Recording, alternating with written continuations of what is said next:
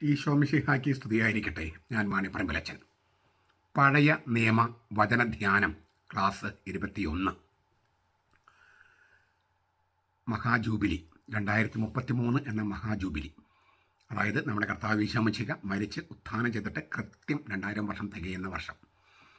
ആ മഹാജൂബിലിയെ എതിരേൽക്കാൻ നമ്മൾ 9 വത്സരങ്ങൾ നീണ്ടു നിൽക്കുന്ന ഒരു ധ്യാന പരമ്പരയിലാണ്. അതിൽ തിങ്കളാഴ്ചകളിൽ നമ്മൾ പഴയ നിയമമാണ് പഠിക്കുന്നത്. അതിൽ 21ാം എപ്പിസോഡാണ് ഇന്ന്. ഉൽപ്പത്തി പുസ്തകത്തിലാണ് നമ്മൾ തുടങ്ങിയത്. ഉൽപ്പത്തി പുസ്തകം 1, 26 മുതൽ 26, 27 വാക്യങ്ങൾ നമ്മൾ ചർച്ച ചെയ്തുകൊണ്ടിരിക്കുക. ദൈവം വീണ്ടും അരുളി ചെയ്തു, നമുക്ക് നമ്മുടെ ഛായയിലും സാദൃശ്യത്തിലും മനുഷ്യനെ സൃഷ്ടിക്കാം. അവർക്ക് കടലിലെ മത്സ്യങ്ങളുടെയും ആകാശത്തിലെ പറവകളുടെയും നാൽക്കാലികളുടെയും ഭൂമി മുഴുവൻ്റെയും ഭൂമിയിൽ ഇഴയുന്ന സർവ്വജീവികളുടെയും മേൽ ആധിപത്യം ഉണ്ടായിരിക്കട്ടെ. അങ്ങനെ ദൈവം തൻ്റെ ഛായയിൽ മനുഷ്യനെ സൃഷ്ടിച്ചു. ദൈവത്തിൻ്റെ ഛായയിൽ തന്നെ അവിടുന്ന് അവനെ സൃഷ്ടിച്ചു. സ്ത്രീയും പുരുഷനുമായി അവരെ സൃഷ്ടിച്ചു. ഇതിൽ നമുക്ക് നമ്മുടെ എന്ന വാക്കിനർത്ഥം നമ്മൾ കണ്ടു കഴിഞ്ഞു. ഛായയും സാദൃശ്യം നമ്മൾ കണ്ടു കഴിഞ്ഞു. ഇനി നമുക്ക് ഇന്ന് ചർച്ച ചെയ്യാനുള്ളത് മനുഷ്യനെ സൃഷ്ടിക്കാമെന്നാണ്. മനുഷ്യനെ നമുക്ക് നമ്മുടെ ഛായയിലും സാദൃശ്യത്തിലും മനുഷ്യനെ ഉണ്ടാക്കാം. മനുഷ്യനെ എന്നതിന് ഉള്ള ഹീബ്രു വാക്ക് ആദാം എന്നാണ്. ആദാം, മനുഷ്യൻ, ഒരു മനുഷ്യൻ, മനുഷ്യവംശം, പുരുഷൻ എന്നീ അർത്ഥങ്ങളിൽ ഈ വാക്ക് ഉപയോഗിച്ചിട്ടുണ്ട്. മനുഷ്യൻ, ഒരു മനുഷ്യൻ, മനുഷ്യവംശം, പുരുഷൻ എന്നൊക്കെ ഈ വാക്കിന് അർത്ഥങ്ങളുണ്ട്. ഒരാളുടെ പേരായിട്ടും ആദാം എന്നുള്ള വാക്ക് ഉപയോഗിച്ചിട്ടുണ്ട്. ഒരു മനുഷ്യൻ എന്ന അർത്ഥം ഉപയോഗിച്ചിട്ടുണ്ട്, എന്നാൽ ഒരാളുടെ പേരായിട്ടും ഉപയോഗിച്ചിട്ടുണ്ട്. ദൈവം മനുഷ്യനെ സൃഷ്ടിച്ചു. അതായത് അങ്ങനെ ദൈവം തൻ്റെ ഛായയിൽ മനുഷ്യനെ സൃഷ്ടിച്ചു. ദൈവം തൻ്റെ ഛായയിൽ മനുഷ്യനെ സൃഷ്ടിച്ചു. ഞാൻ പറഞ്ഞല്ലോ, മനുഷ്യൻ എന്നതിനും മനുഷ്യവംശം എന്നതിനും ഉപയോഗിക്കുന്ന ആദാം എന്ന വാക്ക് ഇവിടെ ഒരു മനുഷ്യൻ എന്നതിനേക്കാൾ മനുഷ്യവംശം എന്ന അർത്ഥത്തിനാണ് ചേരുക. മായയുടെയും മിഥ്യയുടെയും സംസാര സാഗരത്തിൽ ഗതിയില്ലാതെ നീന്തി തുടിക്കുന്നവനല്ല മനുഷ്യൻ. പ്രത്യുത ദൈവഛായ പേറുന്നവനാണ്. സ്വയം നിർമ്മിക്കുന്ന ഘടനകളുടെയും സംവിധാനങ്ങളുടെയും വ്യവസ്ഥയുടെയും അടിമയാകാൻ പാടില്ല മനുഷ്യൻ. അവൻ സത്യദൈവത്തെ തേടുകയാണ് അവൻ്റെ ആത്യന്തിക ലക്ഷ്യം തന്നെ. ഓരോ മനുഷ്യ ജന്മത്തിൻ്റെയും കർമ്മദൗത്യം എന്ന് പറയുന്നത് സത്യദൈവത്തെ തേടുക എന്നതാണ്. ദൈവത്തിൻ്റെ ഛായയിലുള്ള മനുഷ്യന് ദൈവത്തിൻ്റെ ഭാഷ മനസ്സിലാക്കാൻ സാധിക്കും. ദൈവഛായയിൽ സൃഷ്ടിക്കപ്പെട്ട മനുഷ്യന് ദൈവത്തിൻ്റെ ഭാഷ മനസ്സിലാക്കാൻ പറ്റും. അത് വളരെ പ്രധാനപ്പെട്ട സംഗതിയാണ്. ഈ ലോഗോസ് ദൈവമായിരുന്നു. ലോഗോസ് എന്ന വാക്കിന് നമ്മൾ വചനം, ബുദ്ധി, വിശേഷബുദ്ധി, മനസ്സ് എന്നൊക്കെ തർജ്ജമ ചെയ്യാറുണ്ട്. പിന്നെ ലോഗോസിനോട് ചേർന്നൊരു വാക്കാണ് ദിയാലോഗോസ്, ഡയലോഗ്. ദിയാലോഗോസ് വചനത്തിലൂടെ എന്നർത്ഥം. വചനത്തിലൂടെ, ഡയലോഗ് സംഭാഷണം. അപ്പോൾ വചനം, സംഭാഷണം, ലോഗോസ്, ദിയാലോഗോസ്. ഈ ലോഗോസ് എന്ന് പറയുന്ന വിശേഷബുദ്ധിയും സ്നേഹവും സ്വാതന്ത്ര്യവും, ഈ 3 ഫാക്കൽറ്റിക്കാണ് ലോഗോസ് എന്ന് പറയണേ. വിശേഷബുദ്ധിയും സ്നേഹവും സ്വാതന്ത്ര്യവും, ഇത് മൂന്നുമുള്ള സുപ്രീം ബീയിങ്, പരമമായ പരബ്രഹ്മമാണ് ദൈവം. ആ പരബ്രഹ്മമായ ദൈവം അവൻ്റെ ഛായ, ബുദ്ധി, സ്നേഹം, സ്വാതന്ത്ര്യം നമ്മളുമായി പങ്കുവെച്ചപ്പോഴാണ് നമ്മൾ മനുഷ്യരായത്. അപ്പോൾ നമ്മളെ മനുഷ്യരാക്കുന്ന 3 ഫാക്കൽറ്റികൾ എന്ന് പറയുന്നത് വിശേഷബുദ്ധിയും സ്നേഹവും സ്വാതന്ത്ര്യവുമാണ്. അങ്ങനെ വിശേഷബുദ്ധി എന്ന് പറഞ്ഞ ലോഗോസ് ഉള്ള ആ ആൾക്ക് മാത്രമേ ഭാഷയുള്ളൂ. തീർച്ചയായിട്ടും മൃഗങ്ങൾക്ക് അവരുടേതായ ചില കമ്മ്യൂണിക്കേഷൻ ഫെസിലിറ്റീസ് ഉണ്ട്, പക്ഷികൾക്കുണ്ട്, ഈ സസ്യജാലങ്ങൾക്കൊക്കെ ഉണ്ട്. എങ്കിലും ലോഗോസ് ഉള്ള ആൾക്ക് ദിയാലോഗോസ്, സംഭാഷണം നടത്താൻ കഴിയുള്ളൂ ശരിക്കും. അപ്പോൾ നമുക്ക് സംസാരിക്കാനുള്ള കഴിവുണ്ട്. പട്ടികൾ ദേ ബാർക്ക് എന്ന് പറയാം, പക്ഷികൾ ബേർഡ്സ് ചേർപ്പ് എന്നാണ് പറയുക. മനുഷ്യർ സംസാരിക്കുന്നു. അപ്പോൾ ഈ ദൈവത്തിൻ്റെ ലോഗോസ് നമ്മളുമായി പങ്കുവെച്ചത് കൊണ്ട്, നമുക്ക് ഈ 3 ഫാക്കൽറ്റികൾ ഉള്ളത് കൊണ്ട് ദൈവത്തിൻ്റെ ഭാഷ മനസ്സിലാക്കാൻ നമുക്ക് പറ്റും. ദൈവം പറയുന്ന വെളിപാടുകൾ നമുക്ക് മനസ്സിലാക്കാൻ പറ്റും. ദൈവത്തിൻ്റെ ഭാഷ നമുക്ക് ഈ ഭൂമിയിൽ വെച്ച് മനസ്സിലാക്കാൻ പറ്റില്ലെങ്കിൽ ദൈവം വെളിപ്പെടുത്തേണ്ട കാര്യമില്ല. നമ്മൾ സ്വർഗത്തിലെത്തുമ്പോൾ കാര്യങ്ങൾ പറഞ്ഞു തന്നാൽ പോരെ. ഭൂമിയിലായിരിക്കുമ്പോൾ ദൈവത്തെ മനസ്സിലാക്കാനും ദൈവത്തിൻ്റെ ഭാഷ മനസ്സിലാക്കാനും നമുക്ക് കഴിയും എന്നതുകൊണ്ടാണ് അവൻ വെളിപ്പെടുത്തിയിരിക്കുന്നത്. ദൈവത്തോട് സ്വാഭാവികവും ധാർമ്മികവുമായ പൊരുത്തമുള്ളവനായി മനുഷ്യനെ സൃഷ്ടിച്ചുവെന്നും ഛായ, സാദൃശ്യം എന്ന വാക്കുകളിൽ നിന്ന് ഗ്രഹിക്കാൻ കഴിയും. അതായത് ഛായ സാദൃശ്യം എന്നുകൊണ്ട് ഉദ്ദേശിക്കുന്നത് ദൈവത്തോട് സ്വാഭാവികവും ധാർമ്മികവുമായി ചേർച്ചയുള്ളവൻ, പൊരുത്തമുള്ളവൻ. അതാണ് ഛായ സാദൃശ്യം എന്നതിൻ്റെ മറ്റൊരർത്ഥം. പിന്നീട് മനുഷ്യൻ പാപം ചെയ്തപ്പോൾ ധാർമ്മിക ഛായ നഷ്ടപ്പെട്ടു. എന്നാൽ ധിഷണ, ബുദ്ധി, ഇച്ഛ, പ്രജ്ഞ തുടങ്ങിയ സ്വാഭാവിക ദൈവസാദൃശ്യം നഷ്ടപ്പെട്ടില്ല. അപ്പോൾ നാം ദൈവമക്കളായിട്ടാണോ സൃഷ്ടിക്കപ്പെട്ടതെന്ന് ചോദിച്ചാൽ അതേ അല്ല എന്ന് പറയേണ്ടി വരും. അതായത് ആദാമിനെ സൃഷ്ടിച്ചത് അങ്ങനെയാണ്. ആദ്യത്തെ മാതാപിതാക്കളെ അല്ലെങ്കിൽ പിതാവിനെ അല്ലെങ്കിൽ മാതാപിതാക്കളെ. പക്ഷെ പാപം ചെയ്തതോടെ അവരുടെ ധാർമ്മിക ഛായ, ധാർമ്മിക ദൈവിക ഛായ നഷ്ടപ്പെട്ടു. സ്വാഭാവിക ഛായ നഷ്ടപ്പെട്ടിട്ടില്ല. ദൈവത്തിൻ്റെ സ്വാഭാവിക ഛായ നഷ്ടപ്പെട്ടിട്ടില്ല. അപ്പം ഛായ എന്നതുകൊണ്ട് ഉദ്ദേശിക്കുന്നത് സ്വാഭാവിക ഛായയും സാദൃശ്യം എന്നതുകൊണ്ട് ഉദ്ദേശിക്കുന്നത് ധാർമ്മിക ഛായയുമാണ്. ഛായയിലും സാദൃശ്യത്തിലും സൃഷ്ടിച്ചതാണല്ലോ. സ്വാഭാവിക ഛായയിലും ധാർമ്മിക ഛായയിലുമാണ് ദൈവം സൃഷ്ടിച്ചത്. പാപം ചെയ്ത് ദൈവത്തോടുള്ള ആ ബന്ധം അവസാനിപ്പിച്ചപ്പോൾ ധാർമ്മിക ഛായ നഷ്ടപ്പെട്ടു, സ്വാഭാവിക ഛായ നിലനിന്നു. അപ്പോൾ നമ്മൾ ജനിക്കുമ്പോൾ ധിഷണ, ബുദ്ധി, ഇച്ഛ, പ്രജ്ഞയൊക്കെ ഉണ്ട്. സ്വാഭാവിക ദൈവിക സാദൃശ്യം നമുക്കുണ്ട്. പക്ഷെ ധാർമ്മിക ഛായ നഷ്ടപ്പെട്ട അവസ്ഥയിലാണ് നമ്മൾ ജനിക്കുന്നത്. അപ്പോൾ ശരിക്കും ദൈവമക്കളാകണമെങ്കിൽ ഈ ധാർമ്മിക ഛായ നമ്മിലേക്ക് നൽകപ്പെടണം നമ്മൾ ജനിച്ചതിന് ശേഷം. അതിന് വേണ്ടിയിട്ടാണ് നമ്മൾ മാമോദിസ എന്ന് പറയുന്ന പരിശുദ്ധാത്മാവിലേക്കുള്ള ഉൾച്ചേർക്കപ്പെടൽ, അല്ലെങ്കിൽ പരിശുദ്ധാത്മാവിന് ശക്തി കൊണ്ട് യേശുവിലേക്കുള്ള ഉൾച്ചേർക്കപ്പെടൽ സംഭവിക്കുന്നത്. അപ്പം നമ്മൾ ദത്തെടുക്കുന്നു പറയും. ആ വാക്കിന് ദത്തെടുക്കുകയാണ്. ദത്തെടുക്കുന്നു എന്ന് പറഞ്ഞാൽ നമുക്ക് നഷ്ടപ്പെട്ടു പോയ ആ ധാർമ്മിക ഛായ തിരിച്ചു തരാൻ ദൈവം തന്നെ അവൻ്റെ ദൈവം തന്നെ ഭൂമിയിൽ വന്നു. അവൻ ഉത്ഥാനം ചെയ്തു പരിശുദ്ധാത്മാവിനെ അയച്ചു. ആ പരിശുദ്ധാത്മാവിനെ ഈ ആളുകളിലേക്ക് കൊടുക്കുമ്പോഴാണ് അവർക്ക് ദൈവത്തിൻ്റെ ധാർമ്മിക ഛായ വീണ്ടെടുക്കാൻ കഴിയുന്നത്. ഇതാണ് മാമോദിസയിൽ സംഭവിക്കുന്നത്. അപ്പോൾ അതുകൊണ്ടാണ് എത്രയും പെട്ടെന്ന് മാമോദിസ മുക്കണമെന്ന് പറയുന്നതിൻ്റെ കാരണം അതാണ്. ലൂക്കാസിൻ്റെ സുവിശേഷം 18:15 നവജാത ശിശുക്കളെ, അത് ജനിച്ചിട്ട് 8 ദിവസം കഴിഞ്ഞാൽ പിന്നെ നവജാത ശിശു എന്ന് പറയില്ല, ശിശു എന്നേ പറയുള്ളൂ.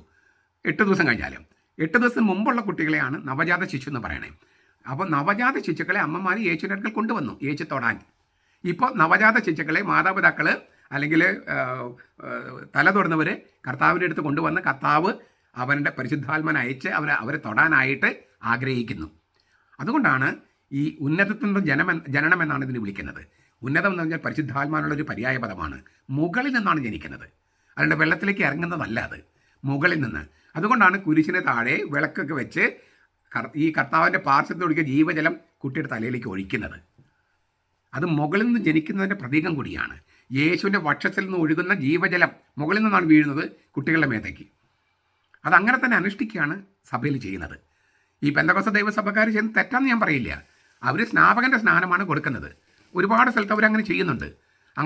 അങ്ങനെ സ്വീകരിച്ചവർ കുറേ കഴിയുമ്പോൾ കത്തോലിക്ക സഭയിലേക്ക് വരും. അപ്പോൾ അവർക്ക് ഈ പറഞ്ഞ ഉന്നതത്തിൽ നിന്നുള്ള ജനനം ഉണ്ടാകും. ഉൽപ്പത്തി 9:6, യാക്കോബ് 3:9 പറയുന്നുണ്ട്, നമുക്ക് ആദ്യ മാതാപിതാക്കളുടെ പാപം പോലെ നമുക്ക് നഷ്ടപ്പെട്ട ധാർമ്മിക ഛായയാണ്, സ്വാഭാവിക ദൈവിക ഛായ അല്ല. ചോദ്യത്തിന് ഉത്തരം കിട്ടും ഞാൻ വിചാരിക്കണം. നമ്മൾ ദൈവഛായയിലാണോ സൃഷ്ടിക്കപ്പെടുന്നത് എന്ന് ചോദിച്ചാൽ ഇതാണ് ഉത്തരം. സ്വാഭാവിക ഛായയിലും ധാർമ്മിക ഛായയിലുമാണ് ആദാം സൃഷ്ടിക്കപ്പെട്ടത് പാപത്തിന് മുമ്പ്. പക്ഷെ അദ്ദേഹം പാപം ചെയ്തപ്പോൾ അദ്ദേഹം ആദ്യത്തെ മനുഷ്യവംശത്തിൻ്റെ പിതാവായതുകൊണ്ട് അദ്ദേഹം ഒരു മാനദണ്ഡമായതുകൊണ്ട്, മറ്റെല്ലാവർക്കും മാനദണ്ഡമായതുകൊണ്ട് അദ്ദേഹത്തിൻ്റെ പാപം എല്ലാ മനുഷ്യവംശത്തിൽ എല്ലാവരെയും ബാധിച്ചു.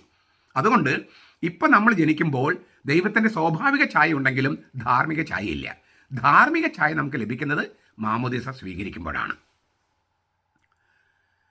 1:27 പറയുകയാണ്, ദൈവത്തിൻ്റെ ഛായയിൽ അവരെ സൃഷ്ടിച്ചു.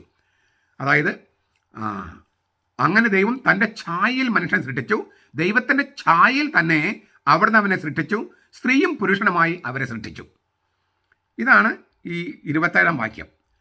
പുരുഷനും സ്ത്രീയുമായിട്ടാണ് ദൈവം മനുഷ്യരെ, സകല ജീവജാലങ്ങളെയും സൃഷ്ടിച്ചത്. അതിനാൽ ലിംഗവ്യത്യാസം, ആണും പെണ്ണുമായിരിക്കുന്ന അവസ്ഥ ദൈവത്തിൻ്റെ പദ്ധതിയാണ്. ഈ ലിംഗവ്യത്യാസം ജീവജാലങ്ങൾ നിലനിൽപ്പിന് അത്യാവശ്യമാണ്, ഇല്ലേ? അങ്ങനെയല്ലേ പെരുകി ഇങ്ങനെ അല്ലെ അന്യം നിന്ന് പോകുമല്ലോ ഇങ്ങനെ ഒരു ലിംഗവ്യത്യാസം ഇല്ലെങ്കിൽ. മനുഷ്യനിലുള്ള ദൈവഛായ ദാമ്പത്യത്തിൽ ഒന്നാകേണ്ട സ്ത്രൈണതയായും പൗരുഷമായും വെളിപ്പെടുത്തപ്പെട്ടിരിക്കുന്നു. അപ്പോൾ ദൈവത്തിൻ്റെ ഛായ സാദൃശ്യം എന്ന് പറഞ്ഞാൽ ഇക്കാര്യം കൂടിയുണ്ട്. എന്താണ്? ലിംഗവ്യത്യാസം. സ്ത്രൈണതയുണ്ട്, പൗരുഷമുണ്ട്, സ്ത്രീയുണ്ട്, പുരുഷനുണ്ട്. അതിനാൽ ലിംഗവ്യത്യാസം വേണം, ലിംഗവിവേചനം പാടില്ല.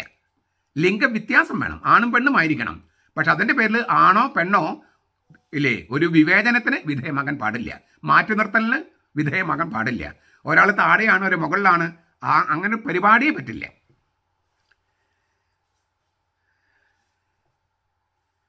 സ്ത്രീയെയും പുരുഷനെയും ഒരേ സമയം സൃഷ്ടിക്കുന്നതായിട്ടാണ് ബൈബിൾ പറഞ്ഞിരിക്കുന്നത്. സ്ത്രീയും പുരുഷനുമായി അവരെ സൃഷ്ടിച്ചു. അതാണ് 1:27. ഈ ആദാമിൻ്റെ ഭാര്യയെ ലൂരി എന്നുള്ള അത് 2-ാമത്തെ അധ്യായത്തിലാണ്. അവിടെ വരുമ്പോൾ നമുക്ക് അതിനെപ്പറ്റി ചിന്തിക്കാം. സ്ത്രീയെ ബഹുമാനിക്കാൻ പുരുഷന്മാർ ഇനിയും പഠിക്കേണ്ടിയിരിക്കുന്നു. അത് ഭാരതത്തിൽ മാത്രമല്ല, യൂറോപ്പിലും അമേരിക്കയിലും ഒക്കെ അങ്ങനെ തന്നെയാണ്. ഇപ്പോഴും സ്ത്രീകളെ ഒരു 2-ാം തരം പൗരന്മാരെ കണക്കാക്കുന്ന ധാരാളം പേരുണ്ട്. അത് ശരിയല്ല. ദൈവത്തിന് മുമ്പാകെ അങ്ങനെയല്ല. ദൈവത്തിന് മുമ്പാകെ ഒരുപക്ഷെ സ്ത്രീകൾക്ക് പുരുഷന്മാരെക്കാൾ കൂടുതൽ വിലയുണ്ടാകുമെന്ന് വിചാരിക്കുകയാണ് ഞാൻ. കാരണം അവരുടെ കഷ്ടപ്പാടുകളും സഹനവും ഒരു എന്താ പറയുക, പുരുഷന്മാർക്ക് ചിന്തിക്കാൻ പോലും പറ്റാത്ത വിധം അത്ര അധികമാണ്. പുരുഷനെ ഉപദേശം കൊണ്ട് നേരെയാക്കാൻ നടക്കുന്ന സ്ത്രീകളും അതും ശരിയല്ല. അതായത് സ്ത്രീയെ ബഹുമാനിക്കാൻ പുരുഷന്മാർ പഠിക്കണം. പുരുഷന്മാരെ ഉപദേശം കൊണ്ട് നേരെയാക്കാം എന്ന് സ്ത്രീകൾ വിചാരിക്കാനും പാടില്ല. സ്നേഹം കൊണ്ട് കീഴടക്കാനായിട്ട് അവൾ പഠിക്കണം. ഒരു കലയാണ്. അതിങ്ങനെ പഠിപ്പിക്കാൻ പറ്റില്ല, സ്വയം പഠിക്കാനേ പറ്റുള്ളൂ. നമ്മൾ തീരുമാനം എടുക്കുന്നതിൽ കാണാം സ്ത്രീ എങ്ങനെ ബഹുമാനിക്കണം, അതുപോലെ പുരുഷനെ എങ്ങനെ സ്വാധീനിക്കാൻ കഴിയും. നല്ല അർത്ഥത്തിലല്ല ഞാൻ പറയണേ. സ്ത്രീ പുരുഷ തുല്യത ഇരിക്കുന്നത് അന്തസ്സിലാണ്, മനുഷ്യ അന്തസ്സിലാണ്. സ്ത്രീ പുരുഷന്മാരെ പോലെ പെരുമാറുന്നതിലോ പുരുഷൻ സ്ത്രീയെ പോലെ പെരുമാറുന്നതിലോ അതല്ല ഈ സമത്വം എന്ന് പറയുന്നത്. സ്ത്രീ സ്ത്രീയെ പോലെ പെരുമാറണം, പുരുഷൻ പുരുഷനെ പോലെ പെരുമാറണം. സ്ത്രീ പുരുഷനെ പോലെയും പുരുഷൻ സ്ത്രീയെ പോലെയും പെരുമാറിയാൽ അതല്ല അന്തസ്സും തുല്യതയും സമത്വവും. അതിരുകളില്ലാത്ത സ്വാതന്ത്ര്യത്തിൻ്റെയും സ്വാർത്ഥതയുടെയും പേരിൽ സ്ത്രീയും തമ്മിൽ കല്യാണം കഴിക്കുക, ലെസ്ബിയൻ. പുരുഷനും തമ്മിൽ കല്യാണം കഴിക്കുക, ഗേ. അതെല്ലാം സ്രഷ്ടാവിനെതിരെയുള്ള പാപങ്ങളാണ്, നീക്കങ്ങളാണ്. അപ്പോൾ സ്വാഭാവികമായും ചോദിക്കും, ഇപ്പോഴത്തെ മാർപ്പാപ്പ അവരെയൊക്കെ ഉൾക്കൊള്ളണമെന്ന് പറഞ്ഞിട്ടില്ലേ? തീർച്ചയായിട്ടും വ്യക്തികൾ ഉൾക്കൊള്ളണമെന്നാണ് മാർപ്പാപ്പ പറഞ്ഞത്. അതായത് അവരുടെ തെറ്റായ ബന്ധത്തെ ആശീർവദിക്കാനല്ല, വ്യക്തികൾ ആശീർവദിക്കുക. അതിലൂടെ ആ ആശീർവാദത്തിലൂടെ ഒരു മരുന്ന് പോലെ, ദൈവത്തിൻ്റെ കൃപ ഒരു മരുന്ന് പോലെ അവർക്ക് കിട്ടുകയും അവരിപ്പോൾ ആയിരിക്കുന്ന പാപാവസ്ഥയിൽ നിന്ന് പിന്തിരിയുകയും ചെയ്യുക. അതാണ് ഉദ്ദേശിക്കുന്നത്, അങ്ങനെയാണ് ഉദ്ദേശിക്കുന്നത്. അതുകൊണ്ട് bless not their union but the persons. അതാണ് മാർപ്പാപ്പ പറഞ്ഞത്. ഈ ലെസ്ബിയൻ ബന്ധത്തിലുള്ള അവരുടെ ബന്ധമല്ല ആശീർവദിക്കുന്നത്, ഗേ ബന്ധമല്ല ആശീർവദിക്കുന്നത്. അങ്ങനെയുള്ള ഒരു തെറ്റായ ബന്ധത്തിലിരിക്കുന്ന വ്യക്തികൾക്കൊരു ഒരു ഒരു ഒരു പ്രാർത്ഥന, ഒരു ആശീർവാദം കൊടുക്കുക. എന്തിനാ? തെറ്റ് അവർ തിരിച്ചറിയാനും ഈ തെറ്റിൽ നിന്ന് പിന്തിരിയാനും. അപ്പോൾ അവരുടെ ബന്ധത്തെ ആശീർവദിക്കാനല്ല ഫ്രാൻസിസ് മാർപ്പാപ്പ പറഞ്ഞത്, വ്യക്തികളെ ആശീർവദിക്കാനാണ്. അത് ഒരുപാട് തെറ്റിദ്ധരിച്ചതുകൊണ്ട് ഞാൻ സൂചിപ്പിക്കുന്നതാണ്. ഞാൻ ഒന്നുകൂടി പറയാം. അതിരുകളില്ലാത്ത സ്വാതന്ത്ര്യത്തിൻ്റെയും സ്വാർത്ഥതയുടെയും പേരിൽ സ്ത്രീയും തമ്മിലും പുരുഷനും തമ്മിലും കല്യാണം കഴിക്കുന്നതൊക്കെ സ്രഷ്ടാവിനെതിരായ നീക്കങ്ങളാണ്, പാപമാണ്. ലിംഗവ്യത്യാസത്തിനെതിരെ നിലപാടെടുക്കുന്നവർ ദൈവത്തിൻ്റെ മാത്രം ശത്രുക്കളല്ല, ജീവജാലങ്ങളുടെയും ഈ ലോകത്തിൻ്റെയും മനുഷ്യവംശത്തിൻ്റെയും ശത്രുക്കളാണ്, നമ്മുടെ ഭാവിയുടെ അന്തകരാണ്. ലിംഗവ്യത്യാസത്തിനെതിരെ നിലപാടെടുക്കുന്ന കുറേ പേരുണ്ട്. അവർ ദൈവത്തിൻ്റെ ശത്രുക്കൾ മാത്രമല്ല, നമ്മുടെ ശത്രുക്കളും കൂടിയാണ്. തലമുറ ഉണ്ടാവില്ല, മക്കളുണ്ടാവില്ല. സഭയ്ക്ക് മാത്രമല്ല പ്രശ്നം, ദേശരാഷ്ട്രത്തിന് പ്രശ്നമാണ്. ഞാൻ 2009 ജർമ്മനിയിൽ ചെന്നപ്പോൾ, ധ്യാനിപ്പിക്കാൻ ചെന്നപ്പോൾ, അവിടെ ഒരു മാസം 1.5 മാസത്തോളം 6 ആഴ്ച ധ്യാനം ഉണ്ടായിരുന്നു. ഓരോ കൊല്ലവും 30ഓളം ധ്യാനങ്ങൾ ഞാൻ അവിടെ പ്രസംഗിച്ചിട്ടുണ്ട്. ആദ്യത്തെ കൊല്ലം ചെന്നപ്പോൾ പത്രപ്രവർത്തകരെ വന്നിരുന്നു. അപ്പോൾ അവർ 5 ചോദ്യങ്ങൾ ചോദിച്ചു എന്നോട്. പത്രപ്രവർത്തകർ ചോദിച്ച ചോദ്യത്തിൽ ഒന്നിതായിരുന്നു, ഇപ്പോൾ ജർമ്മനിയിൽ പുതിയ തലമുറയ്ക്ക് മക്കളില്ല, അപ്പോൾ ജർമ്മനിയുടെ ഭാവി എന്താകും 2050? ഞാനാദ്യം തമാശയെ പറഞ്ഞത്. തമാശയായിട്ട് ഞാൻ പറഞ്ഞു, ഞങ്ങൾ 140 കോടി ആളുകളുണ്ട്. അപ്പോൾ ഇപ്പോൾ നിങ്ങൾക്ക് മക്കളില്ലെങ്കിൽ ഞങ്ങളെല്ലാവരും കൂടി വന്ന് ജർമ്മനിയിൽ ഞങ്ങൾ താമസിച്ചോളാം. നിങ്ങൾക്ക് മക്കളില്ലല്ലോ, അപ്പോൾ നിങ്ങളുടെ ഭൂമിയും പണമൊക്കെ ഞങ്ങൾക്ക് തന്നാൽ മതി. ഞങ്ങൾ 140 കോടിയുണ്ട്, ഞങ്ങളെല്ലാവരും ഇവിടെ വന്ന് ഞങ്ങൾ താമസാക്കിയോളാം എന്ന് ഞാൻ തമാശയ്ക്ക് പറഞ്ഞു. ഞാൻ പറഞ്ഞു വരുന്നത്, മക്കളില്ലെങ്കിൽ ദേശരാഷ്ട്രത്തിന് പോലും നിലനിൽപ്പില്ല. സഭയ്ക്ക് മാത്രമല്ല, നിങ്ങൾക്കും നിലനിൽപ്പില്ല, ആർക്കും നിലനിൽപ്പില്ല. അതുകൊണ്ട് പട്ടി മതി കുട്ടി വേണ്ട എന്നുള്ള ആ ചിന്താഗതി അത് ഒട്ടും നല്ലതല്ല. സ്രഷ്ടാവിന് ചേർന്നതല്ല, നമുക്ക് ചേർന്നതല്ല, നമ്മുടെ മനുഷ്യ വംശത്തിന് ചേർന്നതല്ല. ദൈവഛായ, മനുഷ്യനിലെ ദൈവഛായ എന്നതിൽ സ്ത്രീ പുരുഷ ലിംഗവ്യത്യാസമുണ്ടെന്ന് നമ്മൾ കണ്ടു കഴിഞ്ഞു. ഈ മനുഷ്യനിലെ വെളിപ്പെടുത്തപ്പെട്ട ഈ സംഗതി വെളിപ്പെടാനുള്ള സംഗതികളിലേക്ക് ചൂണ്ടുപലകയാണ്. അതായത് ദൈവഛായ എന്ന് പറയുന്നത് ഈ സ്ത്രീ പുരുഷ വ്യത്യാസം കൂടി ഉൾപ്പെടെയാണ് ദൈവഛായ എന്ന് പറയണേ. അപ്പോൾ ഇത് വെളിപ്പെടുത്തപ്പെട്ട സംഗതിയാണ്. വെളിപ്പെടാനുള്ള സംഗതികളിലേക്ക് അത് കൈ ചൂണ്ടുന്നു. രണ്ടുപേരെ വിവാഹത്തിലൂടെ ഒന്നായിത്തീരുന്നു. ദൈവഛായ സ്ത്രീയും പുരുഷനുമായിട്ടാണ്. അവർ ഒന്നാകുമ്പോൾ അല്ലേ ആ ദൈവഛായ പൂർണ്ണതയിലേക്ക് എത്തുകയാണ്. ആ ഒന്നാകലിൻ്റെ രഹസ്യത്തിൽ നിന്ന് പുതിയ ജീവൻ പിറവിയെടുക്കുന്നു അല്ലേ. അങ്ങനെ ഒന്നാകുമ്പോൾ, സ്ത്രീയും പുരുഷനും ഒന്നാകുമ്പോഴാണ് അതിൽ നിന്നൊരു പുതിയ കൊച്ചുണ്ടാകുന്നത്. ദാമ്പത്യത്തിലെ ഈ രഹസ്യം ദൈവത്തെക്കുറിച്ചുള്ള രഹസ്യം ചെറുതായിട്ട് വെളിപ്പെടുത്തുന്നുണ്ട്. മൂന്നാളുകൾ ചേർന്ന് ഒരു ദൈവമായി തീരുന്ന രഹസ്യം. ആണും പെണ്ണും ഇല്ലേ ചേർന്ന് ഒരു കുഞ്ഞിന് ജന്മം കൊടുക്കുന്നു. ഈ രണ്ടാളും ഒന്നായി ചേർന്ന് മൂന്നാമതൊരാൾക്ക് ജന്മം കൊടുക്കുന്ന ആ സംഗതി ഉണ്ടല്ലോ, അത് പരിശുദ്ധ തൃത്വത്തിലേക്കുള്ള ഒരു ചെറിയ മിന്നൊളി നൽകുന്നുണ്ട്. അതിനാൽ വിശുദ്ധ ജോൺ പോൾ രണ്ടാമൻ ഇപ്രകാരം അത് ആവിഷ്കരിച്ചു. ഞാൻ ഈ പറഞ്ഞ സത്യം, ദാമ്പത്യത്തിലൂടെ ഒരു കുടുംബമായി തീരാനുള്ള ലക്ഷ്യത്തോടെ സ്ത്രൈണതയും പൗരുഷവുമായി മനുഷ്യനിലെ ദൈവഛായ വെളിപ്പെട്ടതിൽ നിന്ന് ദൈവത്തിൻ്റെ ഒരു രഹസ്യത്തിലേക്ക് എത്തി നോക്കാൻ നമുക്ക് കഴിയുന്നുണ്ട്. സ്നേഹത്താലും ബന്ധത്താലും അന്യോന്യം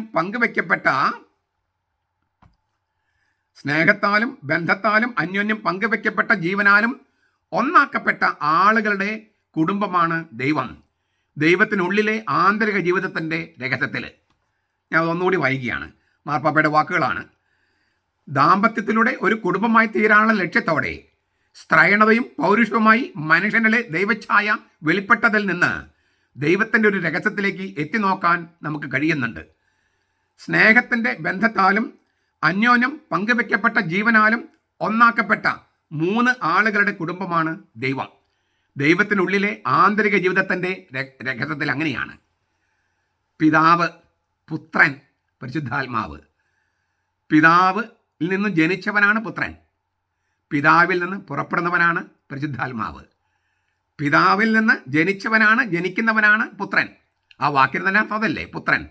പുത്രൻ എന്ന വാക്കാണ് കർത്താവ് തന്നെ ആവിഷ്കരിക്കാൻ ദൈവശാസ്ത്രപരമായിട്ട് ഉപയോഗിച്ചത്. അത് ദൈവപുത്രൻ എന്നുള്ളതല്ല, മനുഷ്യപുത്രൻ എന്നുള്ള വാക്കല്ല, പുത്രൻ, വെറും പുത്രൻ. പുത്രൻ എന്ന് പറഞ്ഞാൽ പിതാവുള്ളവൻ, പിതാവുമായിട്ട് ബന്ധത്തിലായിരിക്കുന്നവൻ. അപ്പോൾ ആ സ്നേഹത്തിൻ്റെ ബന്ധം. പിന്നെ ഈ പുത്രൻ ജനിക്കുന്നു പരിശുദ്ധാത്മാവിന് ശക്തിയാൽ. ദൈവം പരിശുദ്ധാത്മാവ്, പുത്രൻ തമ്പുരാൻ. അപ്പം ഇങ്ങനെ ഇല്ലേ നമ്മൾ വിശ്വാസ പ്രവർത്തി ചൊല്ലുന്ന എന്താണ്? ജനിച്ചവനും സൃഷ്ടിയല്ലാത്തവനും. പുത്രൻ തമ്പുരാനെ കുറിച്ച് ജനിച്ചവനും സൃഷ്ടിയല്ലാത്തവനും. നമ്മൾ ജനിക്കുന്ന പോലെയല്ല പുത്രൻ ജനിച്ചത്. അവന് ആരംഭമില്ല, അവസാനമില്ല, പക്ഷെ ജനിച്ചവനാണ്. പിതാവിൽ നിന്ന് ജനിച്ചവനായതുകൊണ്ടാണ് പുത്രൻ എന്ന് വിളിക്കുന്നത്.